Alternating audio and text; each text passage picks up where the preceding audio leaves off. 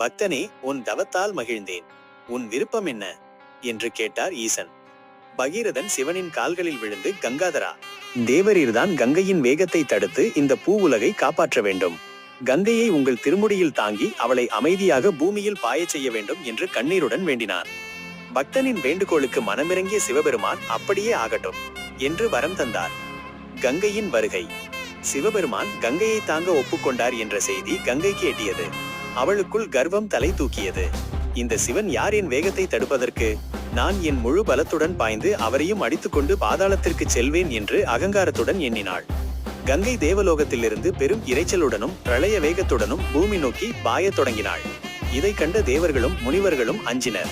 ஆனால் சிவபெருமான் சற்றும் அசையாமல் இமயமலையின் உச்சியில் நின்று தனது பரந்த சடாமுடியை மேட்டட் ஹேர் விரித்தார். விண்ணை முட்டும் வேகத்துடன் வந்த கங்கையை அவர் தனது சடாமுடிக்குள் சாதாரணமாக பிடித்தார். அவ்வளவுதான்.